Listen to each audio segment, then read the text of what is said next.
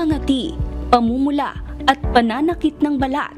Ang mga ito ay ilan lamang sa mga maaring sintomas ng psoriasis, isang kondisyon sa balat na may kaugnayan sa immune system ng tao. Ang psoriasis ay nagdudulot ng mabilis na produksyon ng balat na hindi normal kumpara sa karaniwang balat. Ang pinaka-problema dito is kumakapal ang balat. So, normally, ang balat natin, every 3 to 4 weeks actually, magkakaroon ng bago. Pero sa psoriasis, mabilis. Every 3 to 7 days. Kaya patong ng patong. Kaya ang nakikita natin, kumakapal ang balat. Ayon kay Dr. Patricia Tino, dermatologist sa Makati Medical Center, hindi lamang balat ang naaapektuhan ng psoriasis. Maaari ring maapektuhan ang iba't ibang bahagi ng katawan kung ito ay hindi mabibigyan ng tamang lunas. Ang psoriasis, affected din ang joints at marami na rin ibang organs internally na affected sa sakit na ito. So ngayon, alam na natin na hindi lang siya balat at joints or kasukasuan, mas affected din ang puso. Ang mga may psoriasis, mas prone sa hypertension.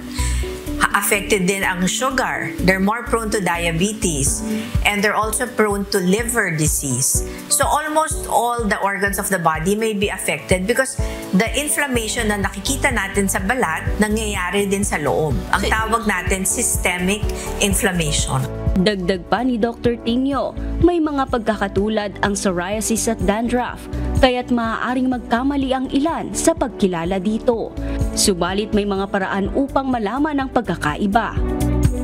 The one way that we can differentiate it, because the truth is sometimes it's hard to differentiate the two, they can look the same, is if lumalampas na sa hairline. So a lot of times the patients with psoriasis, they'll have na the red scaly lesions around here, dito, and then the ears. Tapos it doesn't go away fast. You know, dandruff, it can really resolve in a week or two if you're given the right medications. Pero with psoriasis, parang ayaw mawala. Tapos pakapal ng pakapal, and then yun, lumalampas. Kaya naman ipinababatid ni Dr. Tino sa lahat na kumain ng masustansyang pagkain upang mas makontrol ang psoriasis. Sa pamamagitan nito, magiging mas maayos ang kalidad ng kanilang pamumuhay. We tell all our patients, if you stick to a healthy diet, you're sure your disease will be more controlled. So ano yung healthy? More fruits and vegetables, fresh food.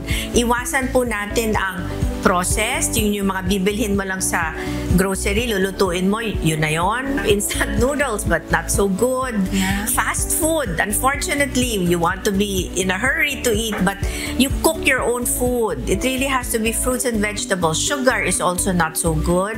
Diba? Anything with sugar. And then meat. Red meat. So, beef, you know, things like that. The healthy protein for patients with psoriasis is fish. Like the high omega-3 fish, like salmon, tuna, things like that. So, lessen the processed and lessen red meat.